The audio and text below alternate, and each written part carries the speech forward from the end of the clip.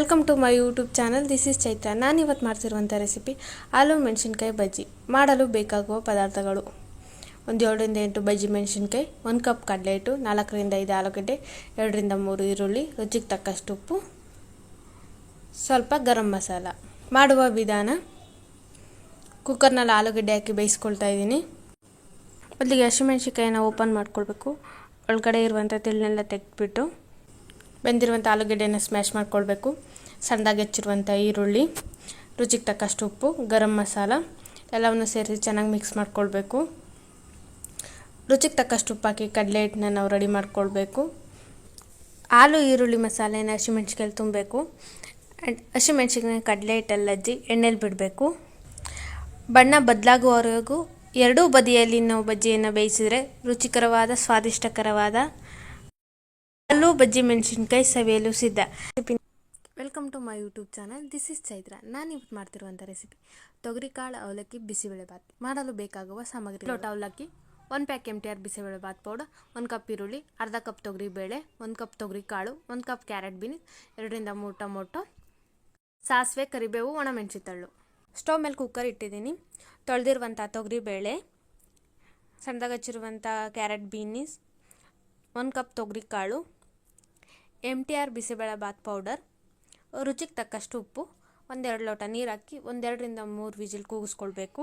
ಎಣ್ಣೆಯಲ್ಲಿ ಸ್ಟವ್ ಮೇಲೆ ಪಾತ್ರೆ ಇಟ್ಟಿದ್ದೀನಿ. 1-2-3 ಸ್ಪೂನ್ ಆಯಿಲ್, ಸಾಸಿವೆ, ಕರಿಬೇವು, ಒಣಮೆಣಸಿನಕಾಳು, ಈರುಳ್ಳಿ, ಟೊಮೊಟೊ ಎಲ್ಲವನ್ನು ಹಾಕಿ 1-2 ನಿಮಿಷ ಫ್ರೈ ಮಾಡ್ಕೊಳ್ಬೇಕು.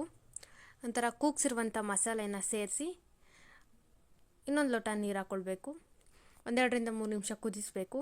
ನಂತರ ಅವಲಕ್ಕಿನ ಚೆನ್ನಾಗಿ ತೊಳೆದು ಮಸಾಲೆಗೆ ಆ್ಯಡ್ ಮಾಡಿ 3 ನಿಮಿಷಗಳ ಕಾಲ ಕುದಿಸ್ಕೊಳ್ಬೇಕು. ರುಚಿಗೆ ತಕ್ಕಷ್ಟು ಉಪ್ಪು ಹಾಕಿ 3 ನಿಮಿಷಗಳ ನಂತರ ರುಚಿಕರವಾದ ಸ್ವಾದಿಷ್ಟಕರವಾದ ತೊಗರಿಕಾಳು ಅವಲಕ್ಕಿ ಬಿಸಿಬೇಳೆಬಾತ್ ಸವಿಯಲು ಸಿದ್ಧ.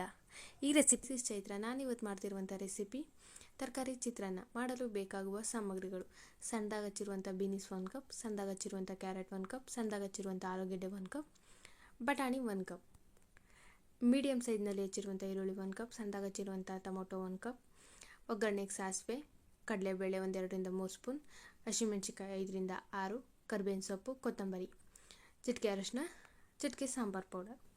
ಮೊದಲಿಗೆ ಕುಕ್ಕರ್ಗೆ ಎಲ್ಲ ತರಕಾರಿಗಳು ಬಟಾಣಿಯನ್ನು ಸೇರಿಸಿ 1-2 ಲೋಟ ನೀರು, ರುಚಿಗೆ ತಕ್ಕಷ್ಟು ಉಪ್ಪು ಹಾಕಿ 1-2-3 ವಿಜಿಲ್ ಕೂಗಿಸ್ಕೊಳ್ಬೇಕು.